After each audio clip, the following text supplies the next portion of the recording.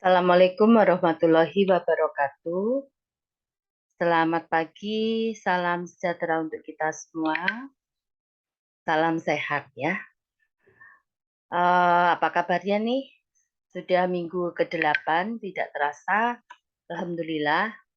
Mudah-mudahan nilai UTS-nya pada bagus-bagus ya. Amin.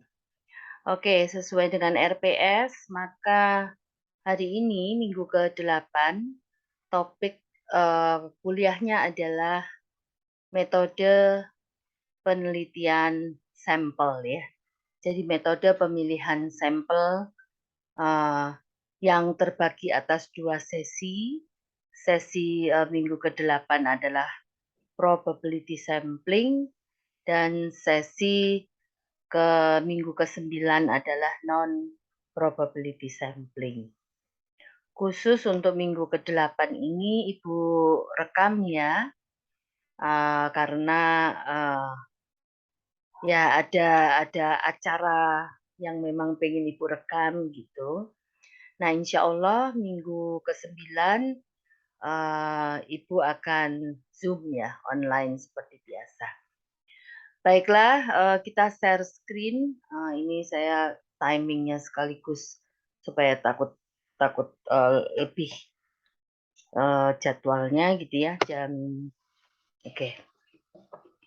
Ibu share screen. Baiklah. Nah,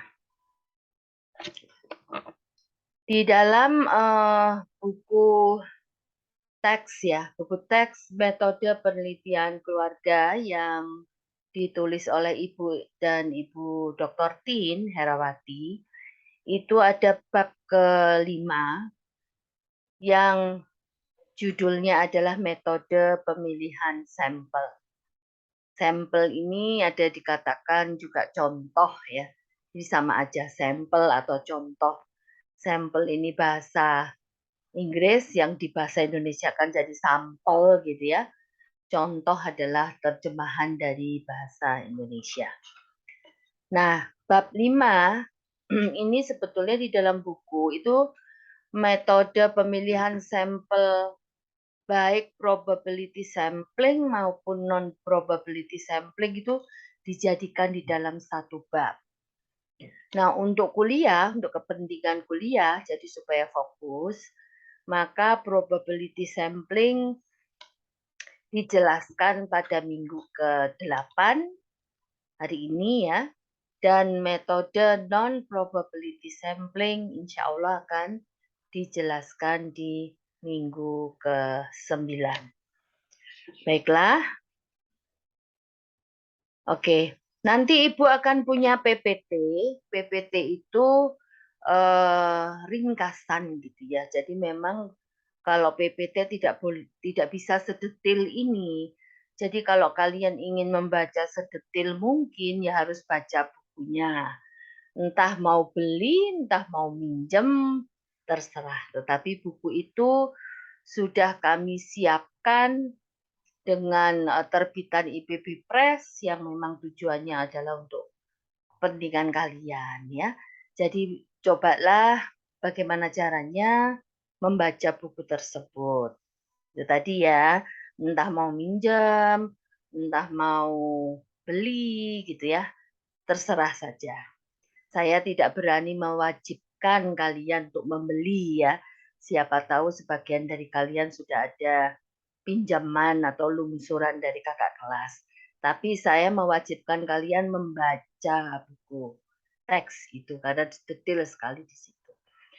Baiklah, saya buka di dalam bab tadi, di dalam inbox ini ada tulisan metode pemilihan sampel itu berkaitan dengan, saya besarkan dikit ya. Metode pemilihan sampel berkaitan dengan tempat lokasi sampel itu berada dan kriteria dari sampel itu. Jadi ibaratnya nih, kalau mau mencari apel, pergilah ke kebun apel. Jangan pergi ke kebun jeruk atau kebun lainnya. Kalian nggak akan dapatkan itu. Gitu ya. Nah, makanya sebelum kalian pergi ke kebun apapun sesuai dengan tujuanmu, ya. Jadi sebelum pergi ke mana-mana, maka kenalilah apa kriteria sampelmu. Jadi kalau dalam hal ini misalnya kita ingin meneliti apel, maka kenalilah seperti apa apel itu karakteristiknya, apakah dia tergolong apa dan sebagainya sehingga kalian tidak salah untuk mencari, oh ini loh yang dinamakan apel. Nah kalau kalian sudah tahu kriteria apel itu, untuk menemukan apel itu ya pasti harus pergi ke kebun apel. Nah kayak gitu ya. Nah, ini sebetulnya, sama nanti pada saat kita ingin mengenali misalnya, kalau kita ingin meneliti, misalnya judulnya nih ya, subjeknya nih ya, kenakalan pelajar gitu ya. Maka kalian harus mencari pelajar yang nakal itu ada di mana gitu. Maka kenalilah pelajar yang nakal itu cirinya apa, kenakalannya itu apa aja, apakah tawuran, atau mungkin dia juga free sex atau narkoba dan sebagainya gitu ya. Nah, jadi kalian harus tahu pergi kemana kebunnya, kebun apel itu atau kebun ibaratnya menemukan anak-anak nakal ini, maka ada perlu suatu riset, pra-riset pendahuluan. Ini loh SMA-SMA atau SMP-SMP anak yang banyak bermasalah gitu ya. Menurut siapa? Ya tentu saja harus ada lembaga yang terpercaya, biasanya ada kepolisian ya. Jadi data-data dari kepolisian, data-data dari sekolah itu sendiri, dari Dinas Pendidikan dan Kebudayaan suatu wilayah gitu ya. Sehingga kalian betul-betul bisa menemukan, oh ini loh ada peringkatnya nih, sekolah yang paling bermasalah, sekolah yang paling tawuran. Nah itu ibaratnya itulah kebun apelnya. Oke, nah baru kalian sampling dari lokasi tersebut. Oke, ini Ibu teruskan saja. Sampling ini adalah suatu apa namanya karakter. Jadi mengukur karakter yang aslinya, the true karakter dari suatu subjek yang kalian ingin teliti. Nah, ibaratnya sampling ini diambil dari suatu populasinya. Gitu. Nah, populasinya populasi apa? Ya tergantung dari subjek penelitianmu. Tadi yang Ibu sebutkan sebagai contoh, misalnya kalau kita ingin meneliti kenakalan pelajar, maka populasinya adalah populasi pelajar yang nakal. Itu tadi ya. Ada tidak? Sulit ya. Tetapi paling tidak ada beberapa pendekatan yang bisa kita lakukan untuk mencari tahu sekolah yang banyak masalah itu yang mana. Yang kategori masalah itu nakal ya. Yang tawuran gitu loh, yang narkoba gitu ya. Itu ada. Nah, maka carilah informasi mengenai hal tersebut sehingga kalian mempunyai populasi. Nah, sekaligus populasi ini ada populasi yang terlihat secara langsung, ada populasi yang tidak terlihat. Dalam artian yang kenakalan pelajar ini populasinya tidak terlihat, bahkan tidak terdata secara langsung. Nah, itulah apa ya, suka dukanya atau tantangan bagi seorang peneliti apabila ingin meneliti hal-hal seperti ini. Seperti kalau misalnya kita ingin meneliti mengenai keluarga TKW atau keluarga PMI ya, pekerja migran Indonesia. Nah, itu harus tahu populasinya berarti populasi keluarga yang ada PMI-nya gitu. Yang salah satu anggotanya atau mungkin lebih dari satu anggotanya itu menjadi PMI. Nah, tinggal nanti PMI-nya ini sudah pulang kah? Atau PMI itu masih kerja di luar negeri kah? Nah, ini juga populasinya tidak terlihat secara langsung, tidak ada datanya gitu loh. Jadi harus kita cari. Datanya itu kita cari, lokasinya kita cari melalui penelusuran informasi-informasi. Sehingga kita punya sampling frame. Nah, menurut data nih, datanya dari mana dok? Oh, berarti dari Dinas Tenaga Kerja, misalnya kalau kaitannya dengan PMI ya. Menurut Dinas Tenaga Kerja misalnya, 2 tahun berturut-turut ini provinsi yang terbesar mengirim PMI adalah misalnya, salah satunya adalah Jawa Barat gitu ya. Oke, berarti kalau saya penelitian di Provinsi Jawa Barat, oke dong. Oke, gitu ya. Nah, setelah itu diteliti lagi, menurut, Dinas Tenaga Kerja tadi, di Jawa Barat itu kabupaten mana yang paling banyak urutannya misalnya, 4 terbesar atau 3 terbesar. Oh, ada di Kabupaten Indramayu misalnya. Oh, ada di Kabupaten Sukabumi. Oh, ada di Kabupaten Cianjur. Nah itu. Nah itu kebun apelnya di situ. Nah kalian telusurin lagi. Di kabupaten misalnya, oke saya, tertariknya Indramayu, karena ternyata, Indramayu juga punya banyak persoalan, di samping banyak tenaga kerja, juga di situ ada perceraiannya tinggi, sekali-kali boleh menetapkan bahwa Indramayu adalah lokasinya, gitu ya. Nah, dilihat lagi nanti di Indramayu itu ada di, kecamatan apa saja, pilihlah 3 kecamatan terbesar. Gitu ya. Nah, setelah kemudian, oh ini ada kecamatan Kandang Haur, ada kecamatan Eretan, misalnya Eretan Kulon, segala macam. Ya sudah aku ambil dua kecamatan ini. Nah, dari kecamatan itu tadi dilihat lagi lokasinya, apakah kamu ingin konsentrasi di 2 atau 3 desa di setiap kecamatan? Nah, itulah. Jadi kebun apelnya itu harus ditelusuri. Ada populasi yang tercatat, terdata dengan baik, misalnya apa? Misalnya posyandu, jumlah balita itu terdata dengan baik itu. Tapi kalau kalian penelitian mengenai bukan anak-anak balita, nah anak balita yang misalnya anaknya itu stunting, itu juga masih bisa ditelusuri. Yang Ibu katakan sebagai populasi terlihat ya, tangible, kelihatan gitu ya dari data-data posyandu. Tetapi kalau kalian misalnya melihat apakah saya anak-anak dari balita itu ada anak autis. Nah, ini juga populasinya tidak terlihat, artinya ada tapi tidak tercatat.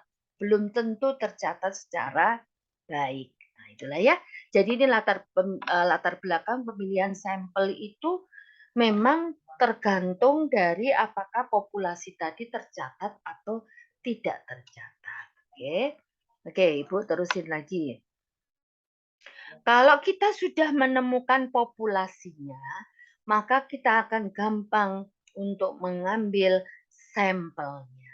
Jadi sampel ini adalah miniatur dari populasi. Kalau kalian lihat misalnya belajar bangunan itu ya, maka ada kan sama sebangun gitu ya. Gitu ya.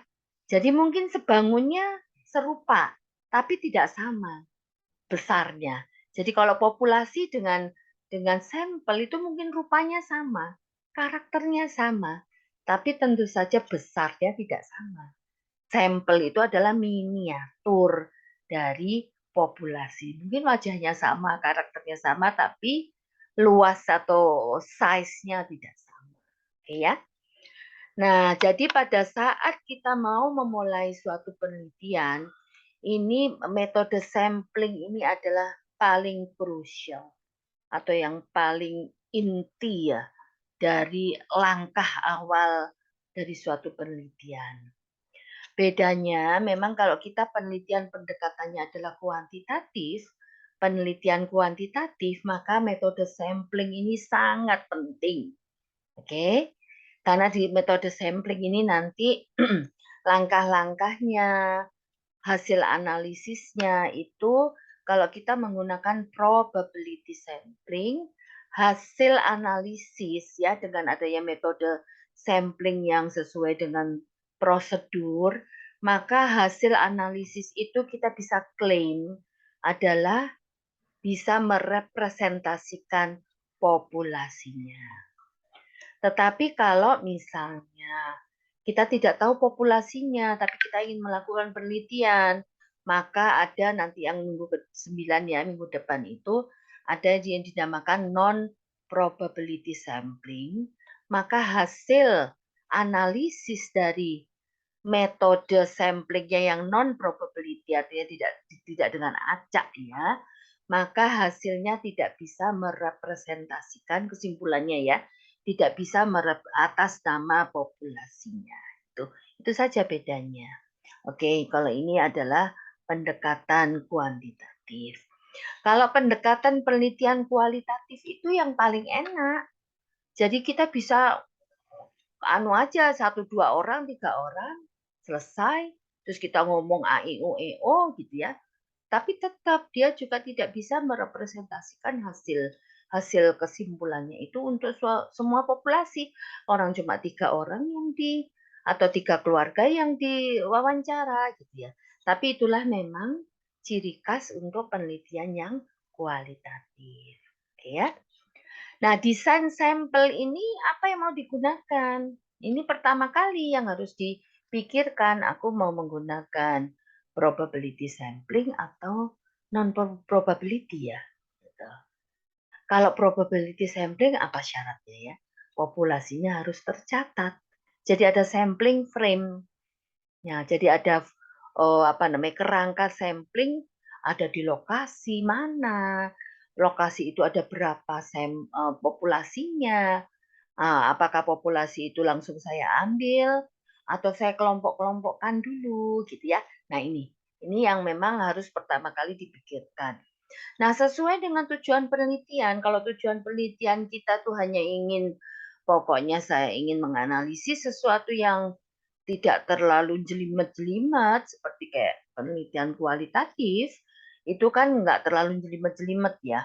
Tetapi nanti dengan prosesnya dia bisa jelimet ya, oh saya menemukan ini, terus aja gitu.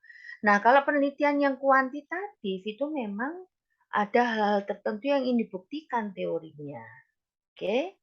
Oke, jadi ini metodenya ini sangat menentukan bagaimana langkah-langkah di dalam menentukan desain sampel. Oke. Ini Anda baca sendiri ya, Ibu sudah siapkan loh ya. Oke. Seandainya populasi itu ada dan tersedia, nah, enak sekali kita ya. Oke, populasinya selalu ada. Apa itu biasanya? Posyandu tadi, bahwa setiap lokasi pasti punya posyandu. Posyandu itu pasti ada di setiap kelurahan atau desa. Posyandu tadi pasti ada kadernya, pasti tercatat di setiap desa ya, di administrasi desa itu. Sehingga yang namanya populasi anak-anak balita itu pasti gampang untuk diketahui. Terbuka semuanya ya. Nah, kalau kalau seperti ini enak, kita tinggal mengacak ya. Saya mau mengambil anak balita itu yang umur berapa nih? Infant umur setahun apa 2 tahun, balita ya namanya. Atau batita, bayi sampai dengan 3 tahun atau 4 tahun atau 5 tahun. Jadi tergantung dari penelitianmu. Aku mau ngambil anak-anak itu misalnya nih, anak-anak balita, coba dilihat nih orang tuanya nih. Apakah orang tuanya yang single parent atau orang tuanya yang, intact family ya, keluarga utuh itu semua datanya lengkap. Enak sekali kalau kita penelitian mengenai, balita ya. Nah, tetapi kalau kita ingin penelitian mengenai perceraian, ini juga nggak ada populasinya, nggak tercatat. Jadi kalau nggak tercatat populasinya, maka apakah tidak bisa mengetahui populasi? Bisa, kamu data.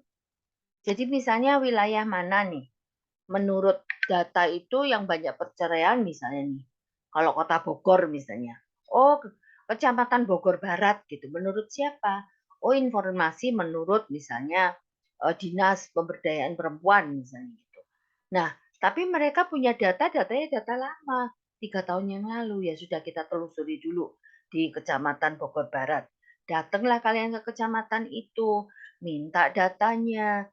Nah, untuk sekedar, apa ya, informasi bahwa perceraian itu, apakah perceraian secara formal terdaftar yang di, pengadilan itu, atau perceraian itu juga ada yang nggak formal, artinya bercerai tapi tidak terdaftar. Karena memang nikahnya juga tidak terdaftar. Jadi makanya kalau kita melakukan penelitian yang perceraian, ini rada rumit samplingnya gitu ya. Perceraian yang mana nih? Mau yang resmi apa nggak resmi? Artinya resmi itu terdaftar gitu ya di pengadilan agama. Yang nggak resmi, seperti halnya pernikahan, pernikahan legal, sah, tetapi tidak resmi karena nggak terdata gitu loh, tidak terdaftar di KUA atau nah ini memang agak rumit ya. Nah makanya kalian harus tahu penelitian keluarga itu tidak segampang, topiknya itu macam-macam ya, subjeknya macam-macam, sehingga kalian harus wise lah ya untuk menentukan apa metodenya. Kalau nggak ada populasinya, ya sudahlah kita pakai non probability sampling saja. Apalagi punten ya untuk penelitian skripsi itu kan jumlah sampelnya cuma 30, 40. Jadi, anggap aja nih latihan gitu. Kalau penelitian yang benerannya yang profesional itu tidak segampang ini gitu untuk menentukan kalau nggak ada populasi terus nyerah kita, enggak, populasi dicari. Saya pernah melakukan penelitian kerjasama antara Pusat Studi Wanita waktu itu ya dengan Kyoto University mengenai perceraian ya, perceraian di Jawa Barat khususnya ada dua kabupaten ya kalau nggak salah, Kabupaten Bogor dan Kabupaten Karawang gitu ya. Karena menurut data itu, 2 kabupaten itu yang banyak banyak perceraian. Kita tuh mendata dulu populasi itu didata sampai 3 bulan, hanya untuk mengetahui jumlah populasinya, baru disampling. Nah, ngebayang kan biayanya 3 bulan itu hanya untuk mengetahui populasi. Nah, inilah Indonesia, ya, negara kita tercinta ya. Kalau negara-negara yang sudah maju, bahkan di Jepang sendiri, yang namanya orang divorce itu semua terdata. Ada by name by address-nya. Tinggal nanti orangnya itu willing to mau diwawancara apa enggak itu persoalan lain. Tapi populasinya terdata. Indonesia ini luar biasa, enggak semuanya terdata ya. Apalagi menikah juga sama. Tidak semuanya menikah itu terdaftar kecuali yang di KUA, di catatan sipil. Nah, yang menikah di bawah tangan istilahnya, menikah yang tidak resmi ya. Maksudnya sah menurut agama tapi tidak resmi menurut administrasi negara itu juga banyak, mungkin lebih banyak. Oke ya. Jadi inilah kalian sudah belajar ilmu keluarga, sudah belajar teori keluarga, nah sekarang belajar metode. Metode untuk menelitinya. Ternyata ya itulah banyak hal-hal tertentu di Indonesia Raya ini ya, kita harus sabar-sabar dan memang itu tadi menempatkan sesuatu itu apakah memang tujuannya itu betul-betul ingin mendata kebenaran atau sekedar exercise untuk ilmu. Nah, untuk skripsi ya itu tadi ya N cuma 30 40 kalian nggak usah khawatir, nggak usah semuanya pakai probability sampling ya kalau memang tidak memungkinkan populasinya terdaftar. Oke, oke Ibu langsung saja ini banyak sekali loh sudah Ibu siapkan ya tulisan-tulisan ini untuk kalian semua. Maka di dalam tentu saja di dalam kuliah karena kuliahnya terbatas, waktunya ya saya tidak bisa menjelaskan sedetil mungkin, tapi bukan berarti kalian nggak baca, bacalah gitu ya, bacalah buku ini, sudah didesain sedemikian rupa, the best ya, mudah-mudahan ya, amin ya, untuk kalian gitu. Jadi jadilah kalian tuh sarjana, bukan sarjana PPT ya, sarjana yang betul-betul holistik utuh gitu. Jadi kalau sudah ada buku, sudah capek-capek kita dosen ini nulis buku, ya kalian berusahalah bacalah itu buku. Entah itu tadi ya, entah kalian minjem kek, atau beli ya terserah gitu ya. Tapi ini buku ini sudah untuk kalian, kalian punya hak untuk membacanya. Ibu tidak berani mewajibkan ya, ibu pendekatannya hak aja. Oke, jadi ini ada satu, apa namanya, satu gambar, ini adalah, gambar ini adalah peta ya, peta metode sampling, yang tadi Ibu ngomong dari A sampai Z ini udah berapa menit, ini sebetulnya latar belakangnya ini. Jadi desain sampling, itu ada yang desainnya itu, punya populasi sehingga kalian bisa melakukan namanya probability sampling. Satu lagi adalah populasinya tidak terdaftar, tidak terlihat gitu ya, tidak ada, atau katakanlah nggak ada daftarnya gitu. Sehingga kalian tidak punya frame ya, tidak punya sampling frame untuk lokasi-lokasi, tertentu gitu ya, satu unit area gitu ya. Sehingga kalian tidak memungkinkan untuk melakukan acak, tapi bukan berarti acak-acakan ya. Nah, kalian melakukan satu lagi pendekatan namanya non probability sampling. Jadi samplingnya tidak secara acak gitu. Samplingnya seadanya. Nah, kita cari nanti. Nah, itu kita bicarakan minggu depan. Oke. Pada saat kita sudah punya populasi, maaf ya, sudah punya populasi, maka populasinya ini kita mau apain dulu, gitu ya. Nah ini ya, ini pilihannya. Jadi kalau populasinya tadi langsung ditarik, nah namanya unrestricted random sampling. Jadi langsung diambil, jadi populasi yang ada diambil. Diambil dari situ, diacak dari situ. Maka pilihannya adalah simple random atau systematic random. Jadi nanti saya jelaskan satu-satu ya, secara umum. Nah, tapi kalau populasinya tadi kemudian kalian ada perlakuan, nah, perlakuan dari populasi dulu sebelum disampling, sebelum diacak. Namanya restricted random sampling. Jadi misalnya, populasinya aku kelompokkan dulu. Nah, itu namanya cluster, baru di random. Makanya namanya cluster random sampling. Nah, misalnya populasinya tadi aku kelompokkan dulu berdasarkan strata. Yang miskin, yang menengah, yang yang kaya misalnya gitu ya. Nah, jadi ada perlakuan untuk mengelompokkan si populasi tadi berdasarkan strata. Maka namanya stratified. Baru kalian random. Jadi masing-masing strata tadi sesuai dengan proporsinya. Nah, makanya namanya stratified random sampling. Oke ya. Nah, tadi cluster tadi. Cluster itu hanya dikelompokkan, di mana kelompok satu tidak lebih tinggi dari kelompok yang lainnya. Jadi hanya dikelompokkan saja. Bisa dikelompokkan berdasarkan area tempat tinggal. Oh, di sebelah kiri sungai. Oh, di sebelah kanan sungai. Gitu ya. Oh, atau misalnya lokasinya itu, misalnya nih, desa, ini kota, ya klaster ya. Nah, kalau klaster tadi kalian sandingkan dikombinasi dengan, nah di desa kan ada juga yang kaya, ada yang miskin gitu ya. Di kota juga seperti itu, makanya kalian campur kombinasi. Itu namanya stratified cluster random sampling. Inilah yang the best menurut teori metode sampling. Jadi sangat-sangat inilah apa istilahnya itu perfect lah ya, perfect menurut metode sampling. Nah, ini yang biasa dilakukan oleh teman-teman kita yang quick count ya. Jadi makanya yang namanya quick count itu nggak jauh beda hasilnya dengan the real count.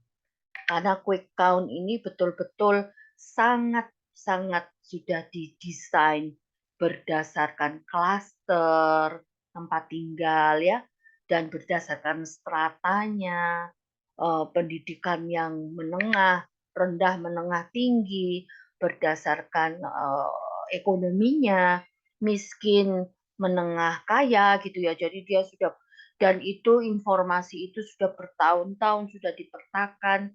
Nah, ini adalah mainannya teman-teman kita yang statistik lah ya. Jadi makanya hasil dari quick count itu nggak jauh beda dengan the real count.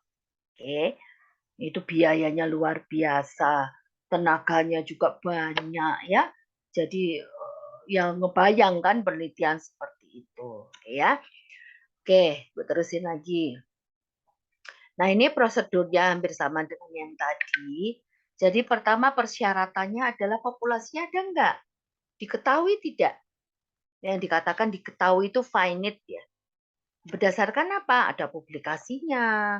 Oh, dari BPS gitu. Oh, dari Pemda gitu ya. Dari sektor gitu ya. Nah, yang penting pokoknya populasinya tadi ada. Apabila ada, ya, maka pilihlah yang namanya probability sampling. mulai dari simple random, gitu tadi ya, atau tadi ya, sistematika, atau stratified, atau cluster, atau campuran ini kombinasi stratified, cluster, random sampling. Oke. Nah, apabila tidak ada daftar populasinya, maka ini ada dua pilihan nih. Dicari dulu populasi seperti yang Ibu lakukan dengan kerjasama antara Ibu waktu itu tergabung di Pusat Studi Wanita IPB ya, kerjasama dengan Kyoto University, maka dicari populasinya di data. Yang itu tadi loh ya, mendata populasi aja 3 bulan. Tapi intinya bisa gitu ya. Nah, kalau sudah tahu populasinya kembali lagi. Jadi pilihannya ya bisa di probability random sampling atau probability sampling. Tapi kalau misalnya kita tidak mau cari populasinya, nggak ada dana, nggak ada tenaga, nggak ada waktu gitu ya, ya sudahlah probability ya.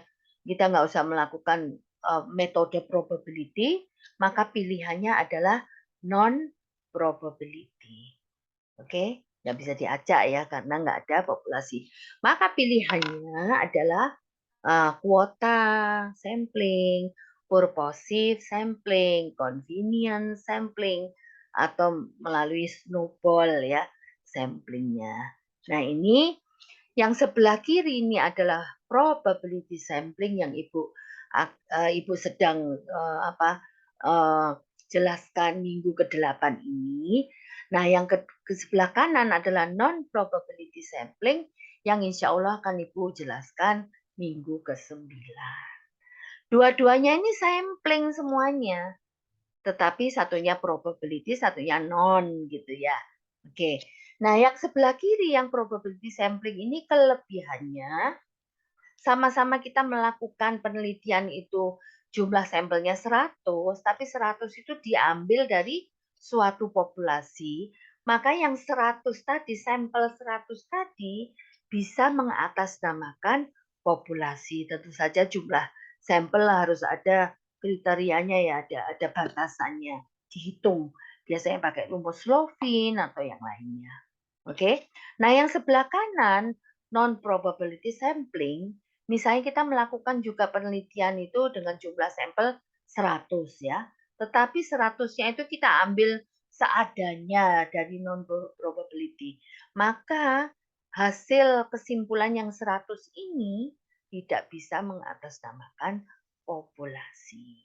Oke. Kalau orang statistik mengatakan sayang sekali kita melakukan penelitian sama-sama 100-nya, tapi 100 itu tidak bisa mengatasnamakan populasi.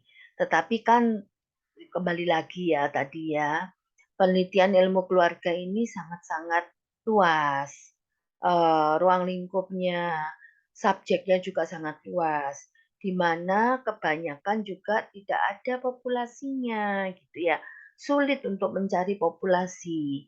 Nah, apalagi kalau misalnya kita terbatas dananya, kita terbatas waktu dan tenaganya, maka ya sudahlah, kita cukup puas dengan yang non probability. Oke. Oke, Ibu sekarang masuk ke mulai simple random. Simple random ini memang harus ada yang namanya minimal sampel ini ya. Iya.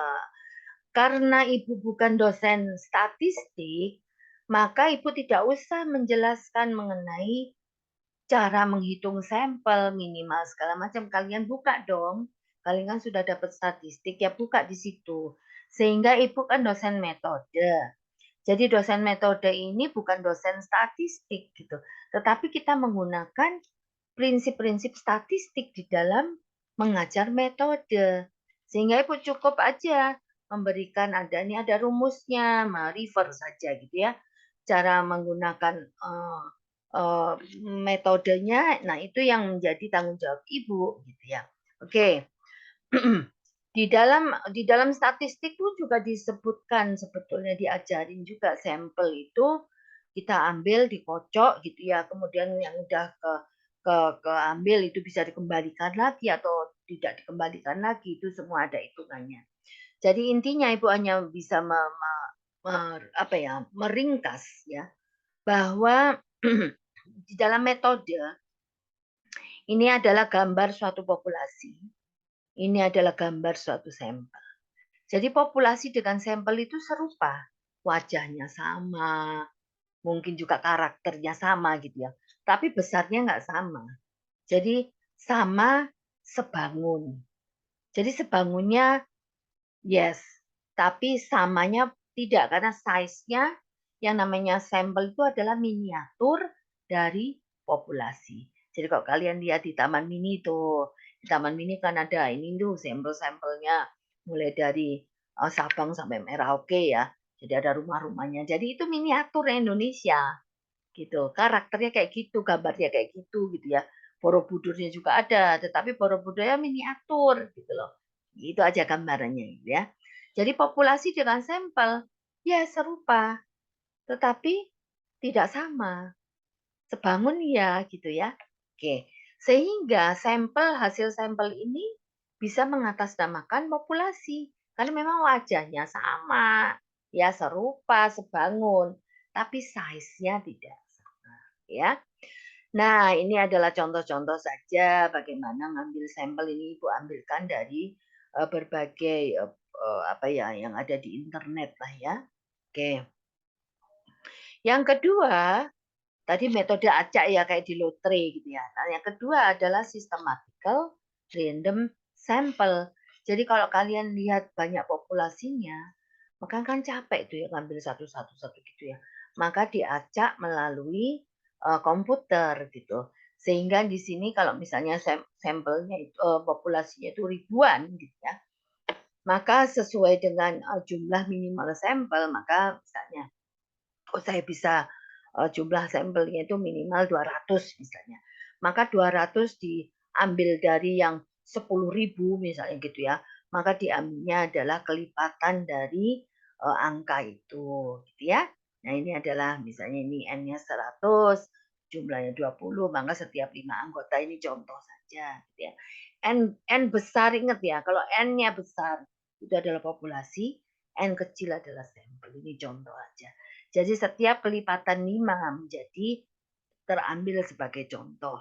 Nah, itu yang disebut sebagai systematical random sampling. Oke. Kayak ini. Oke, sekarang kita melakukan apa namanya sampel. Oke. Ini udah jam berapa ya? Yang kedua adalah restricted random sample di mana populasi tadi nggak langsung kita ambil. Ada perlakuan dulu terhadap populasi tadi. Nah, itu tadi ya, dikelompokkan dulu namanya klaster ya, baru di random. Atau dikelompokkan berdasarkan strata ya, tahapan ya.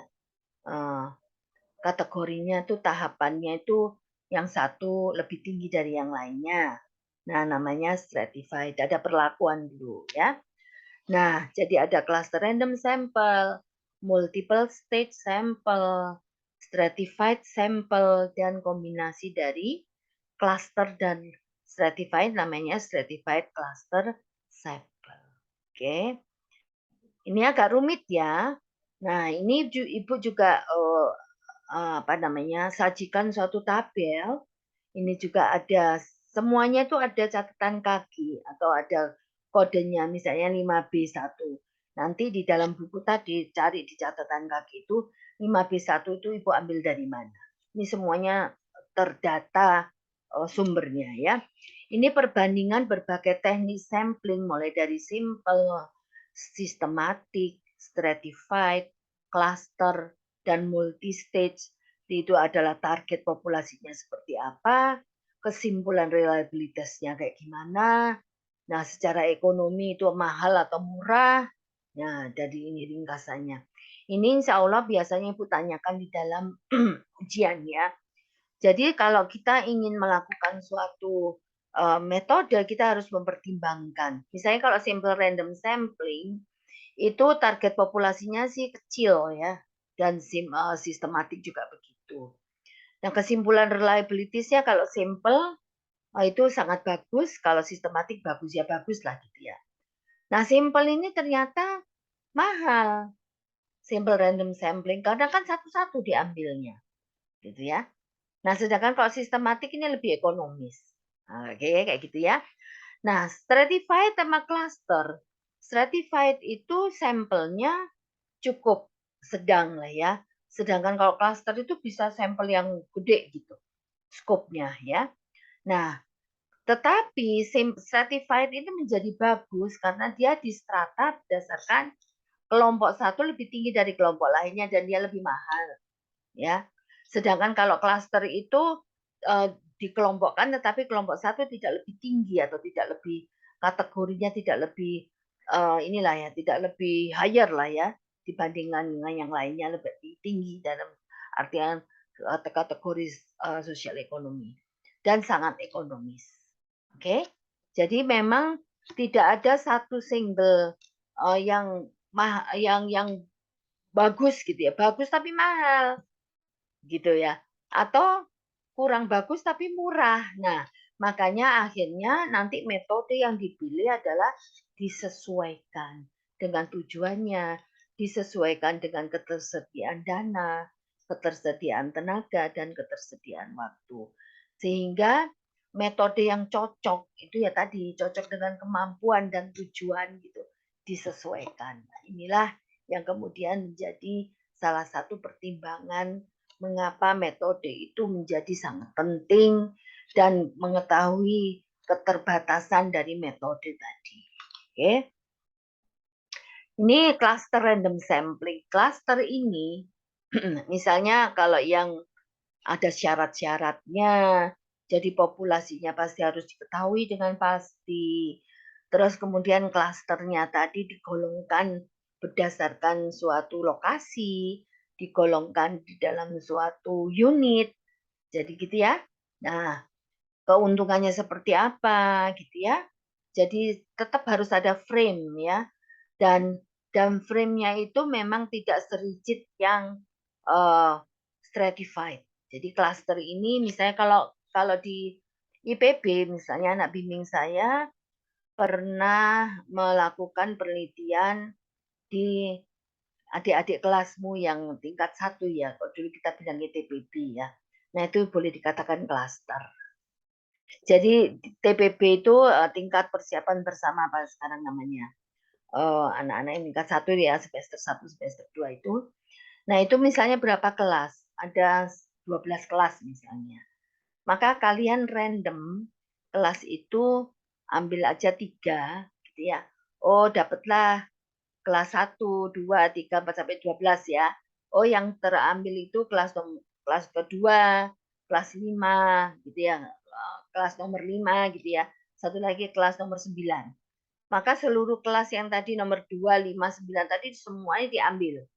Jadi satu kelas itu misalnya ada 100 orang ya, 100-nya itu diambil. Nah, itu baru namanya one stage cluster.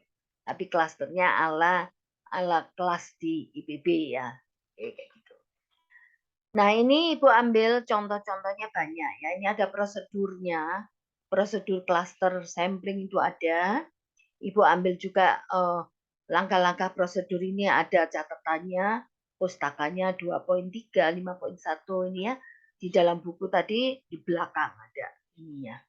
Jadi semua ini terdata ya. Sumbernya juga sudah jelas gitu ya.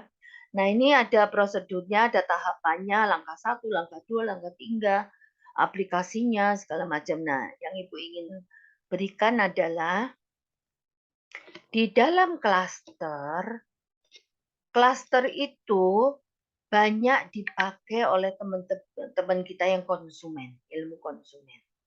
Karena mereka menggunakan pendekatan klaster adalah pendekatan lokasi tempat tinggal. Oke.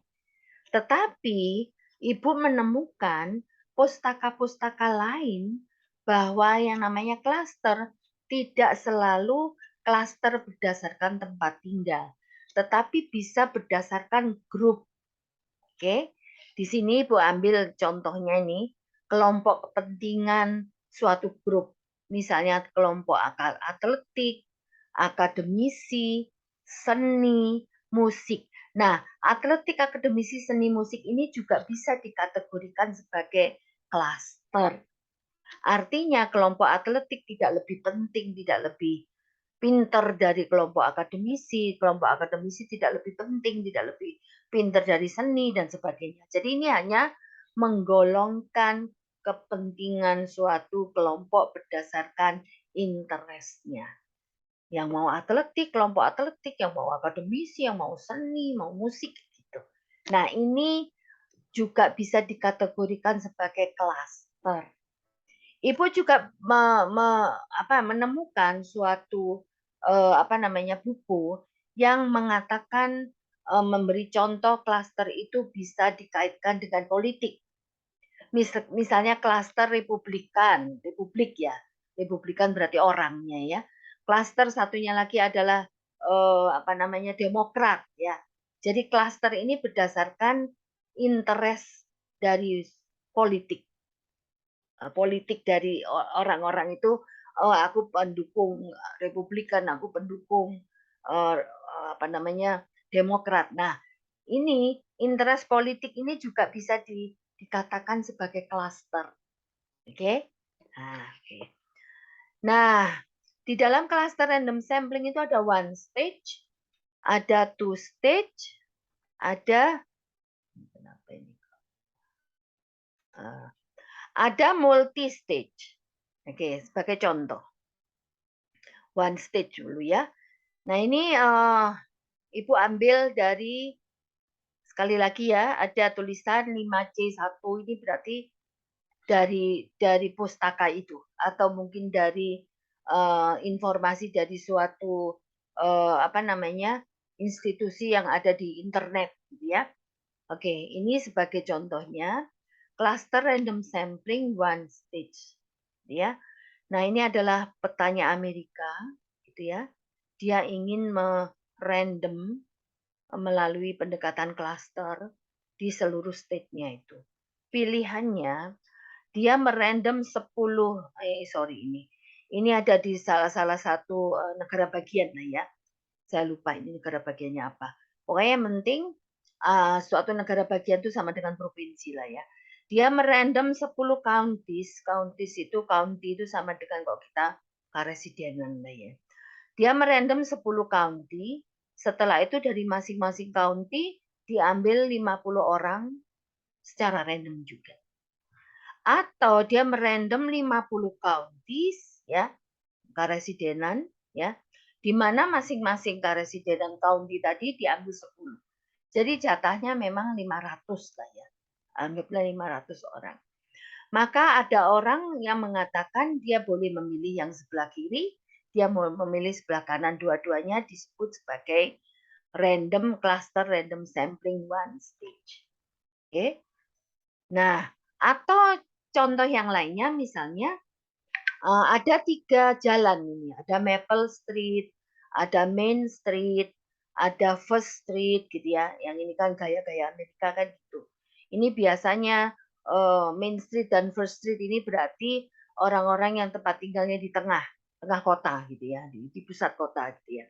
Nah, kemudian masing-masing dari Maple Street tadi diambil, apa semuanya diambil namanya one stage ya, atau second stage berarti di random lagi dari masing-masing street ini.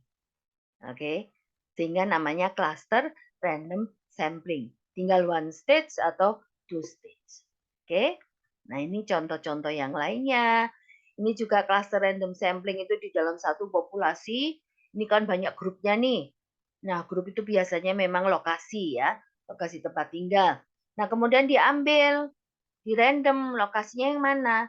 Nah, lokasi misalnya sampelnya diambil ini dari lokasi dan seluruh yang ada di jalan itu, misalnya populasi yang 3 terambil ini, seluruh orang-orang yang ada di dalam lokasi tadi dijadikan sampel, ini namanya one stage. Oke? Nah, oke ya. Nah, oke. Yang kedua adalah two stage. Sama-sama cluster tapi 2 stage.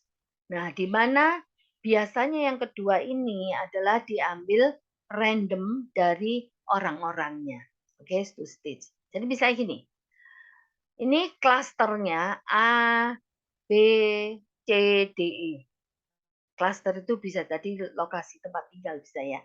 Nah, lokasi tempat tinggal yang A itu kan ada 1, 2, 3, 4, 5. Yang lokasi yang B ini kan ada 6, 7, 8, 9. Nah, kalau two stage ini memang lebih murah. Jadi pertama di random lokasinya A, B, C, D, E-nya. Kebetulan yang terambil adalah B, D, dan E. Nah, kemudian yang siapa saja yang hidup di lokasi B tadi random lagi. Siapa saja yang hidup yang di lokasi D di random lagi. Dan yang di E. Jadi memang kalau two stage itu adalah lebih murah. Misalnya tadi kalau yang penelitian yang anak bimbing saya itu cuma one stage. Yang untuk anak TPB tadi. Diambillah 3 kelas dari seluruh kelas yang TPB ya. Nah, kemudian kelas 2 tadi ya, kelas yang kedua, kelima, ke-9 tadi seluruhnya diambil. Itu namanya one stage. Tapi kalau two stage, di random lagi. Ambil lagi, misalnya satu kelasnya itu kan 100 misalnya ya. Udah diambil aja 25 atau 30 gitu ya, dari yang 100. Maka dikocok. Nah, itu namanya two stage. Jadi kelas yang keambil tadi, kelas kedua kan, kelas kelima kan, kelas ke-9 kan. Nah, masing-masing kelas itu diambil misalnya 30, di random lagi dari 100 yang ada. Nah, itu namanya two stage. Tetap cluster, tapi two stage. Oke. Nah, ini bisa lebih murah lagi. Nah, kalau multiple stage itu misalnya ini diambil dari satu populasi ya. Misalnya dari satu kabupaten nih, ini contohnya aja. Satu kabupaten itu misalnya kabupatennya kan banyak nih, apa namanya, kecamatannya, misalnya ada 11 kecamatan. Maka dari 11 kecamatan tadi di-sampling, di-random kecamatan mana aja. Oke. Nah, dari kecamatan itu tadi yang sudah ter-random, diambil lagi misalnya desanya atau kelurahannya yang mana. Sampai akhirnya ketemulah sampel betul-betul orang yang ada di dalam kecamatan tadi, desa apa, desanya di dalam desa itu di random orangnya. Nah, ini namanya multi stage. Oke. Nah, selanjutnya adalah stratified random sampling. Kalau tadi cluster itu dikelompokkan, tapi kelompok satu tidak lebih tinggi dari kelompok yang lainnya. Sedangkan kalau stratified itu dikelompokkan, tetapi kelompok satu lebih tinggi dari kelompok yang lainnya.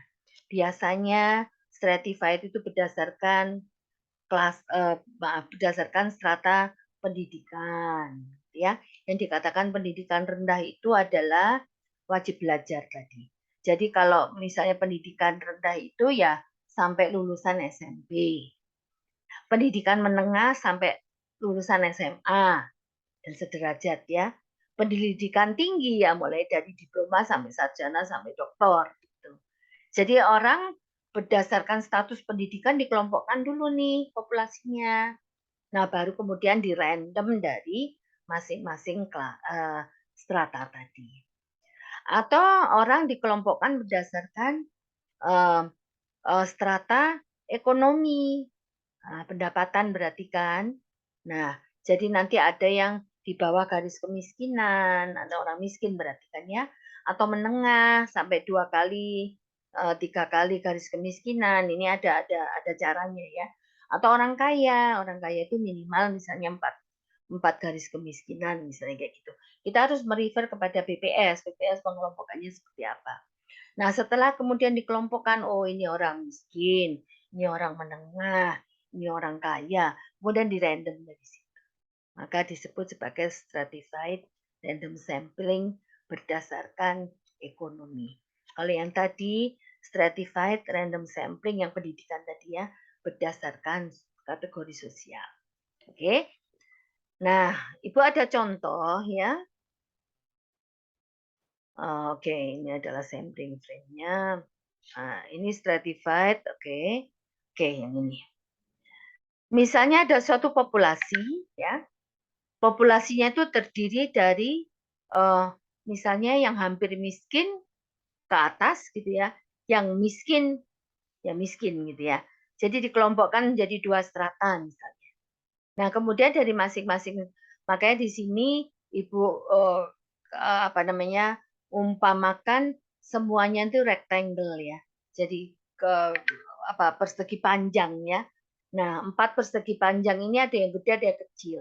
Jadi dikelompokkan dulu yang gede-gede dulu, berarti kan yang kaya lah ya gitu. Kelompokkan yang kecil-kecil dulu gitu kan, berarti yang miskin ya.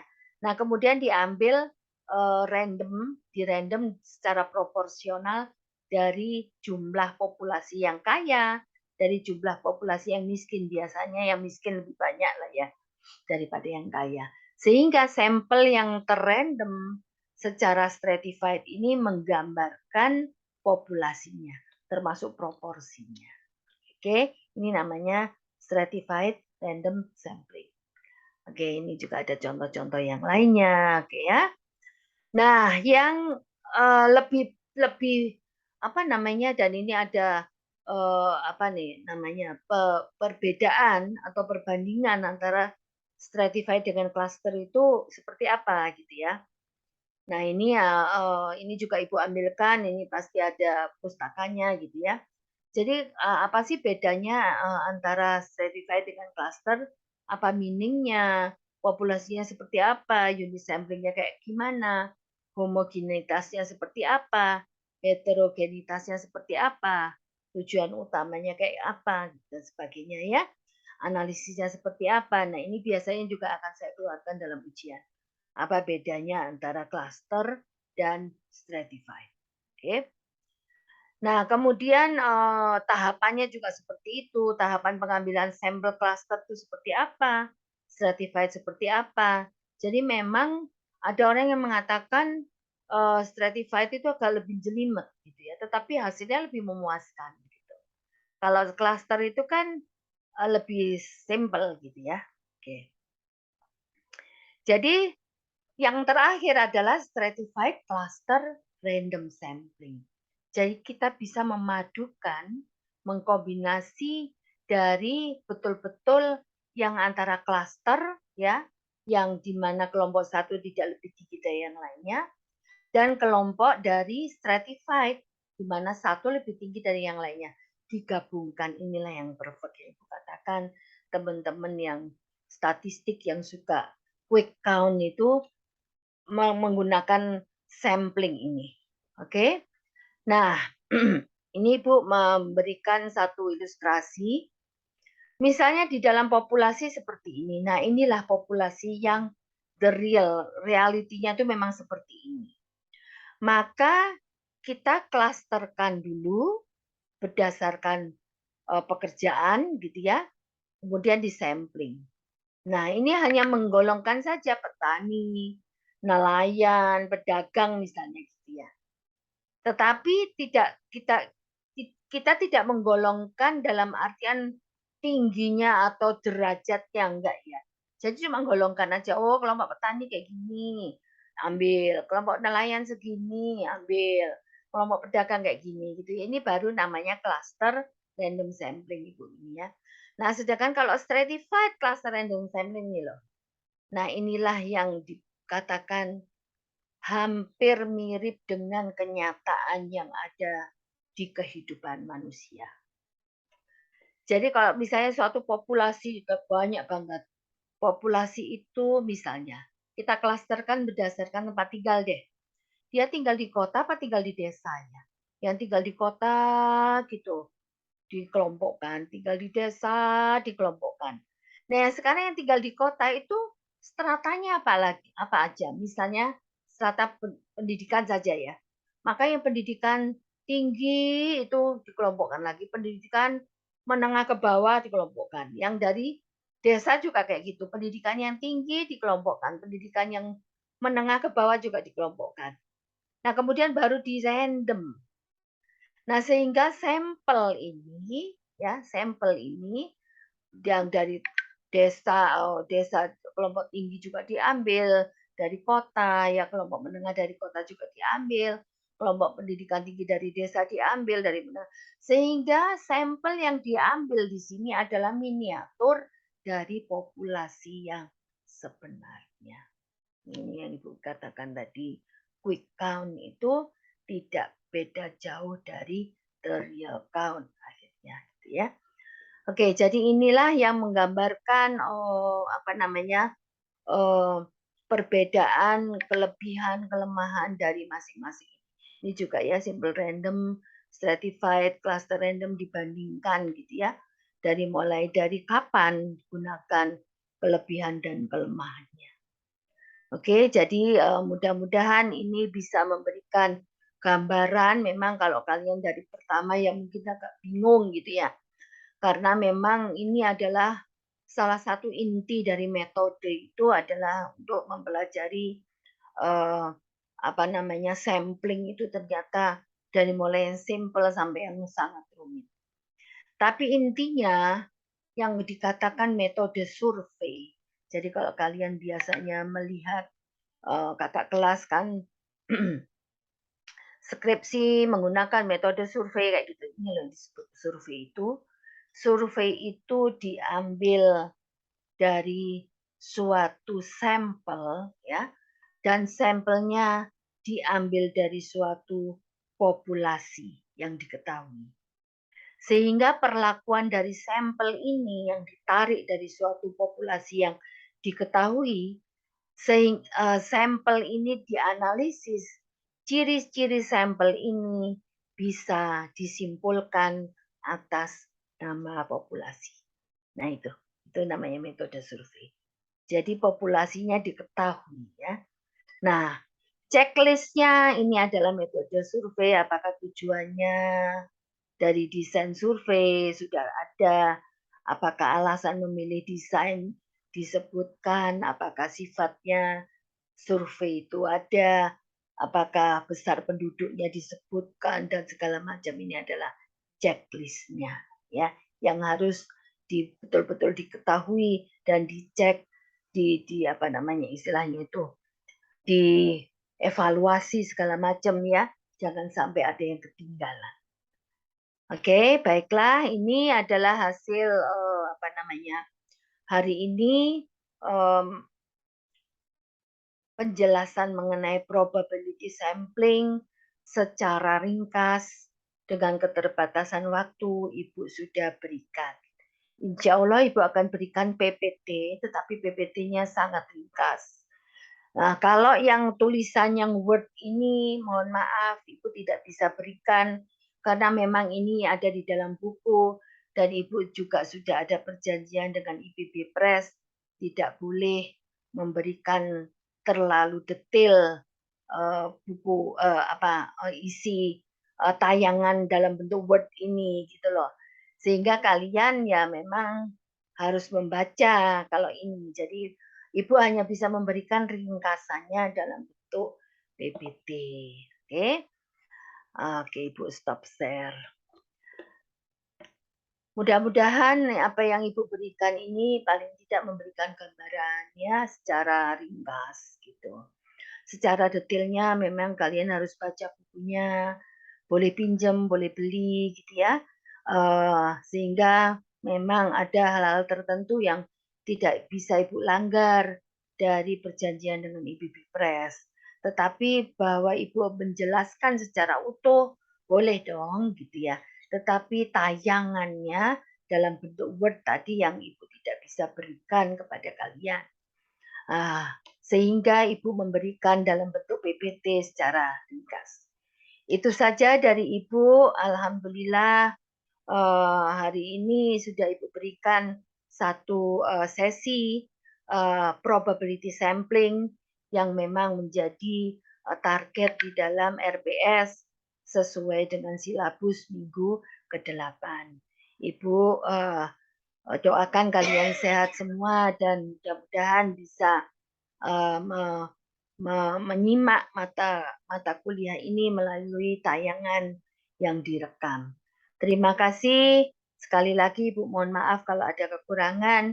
Ibu tutup dengan wassalamualaikum warahmatullahi wabarakatuh.